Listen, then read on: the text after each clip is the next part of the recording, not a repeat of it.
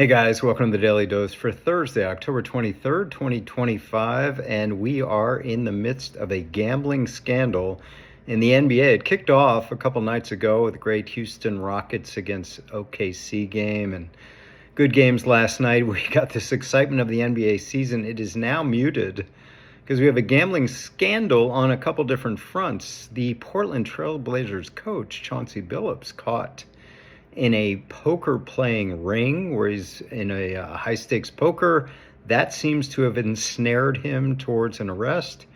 And then we have player for the Miami Heat, Terry Rozier. We heard about some issues last year, and now they've resurfaced again. A big FBI sting that involved him and other players, a guy named Damian Jones. We've got an issue. So I think the bigger picture here is that what's happened in sports betting, I've talked about this before, there has been no area of sports law, sports business, sports policy that has changed as much as sports betting over the years. So to review, sports betting was illegal except for Nevada since 1992, an act called PASPA, Professional Amateur Sports Protection Act, and that changed.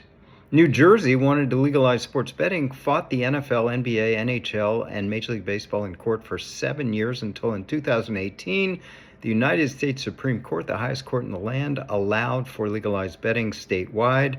We sit here today with 38 states plus the District of Columbia, and we have sports betting. Now, these leagues that fought it in court with tens of millions of dollars in legal fees are now all for it. They've embraced it.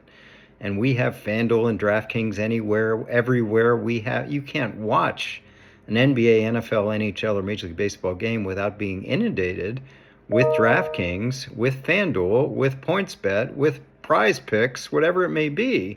It is embedded and embraced throughout sports media, throughout sports leagues, throughout sports business. It's there. And full disclosure, I have a podcast sponsored by DraftKings. It's everywhere. So we have now seen the uglier side of it. It's always been, well, players and coaches can't do it. We get that. But the attraction and the access are so great that it's hard to believe we don't have a lot more of these. So what's going on with Terry Rozier is what went on with Jontay Porter last year when he was sort of summarily dismissed from the NBA for life. It surrounds these prop bets where it's one thing for players to sort of get sick or get hurt and come out of the game early in the game. Well, they're going to not hit their overs for points, for rebounds, for assists, whatever it may be, and they'll hit their unders. Well, that sounds innocent enough. Well, not if there's been inside information handed out, leaked out, dripped out to gamblers that everyone can bet on. In last year's example, Jontay Porter's unders for those games where he mysteriously went out of the game for an eye injury or sickness, whatever. Same thing seems to have been happening with Rozier, player for the Hornets at the time, I believe it was 2023. So anyway, the point is this happens.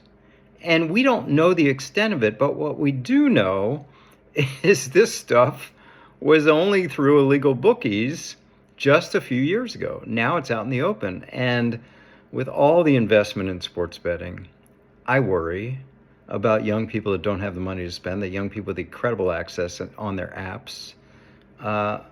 We may see more of this.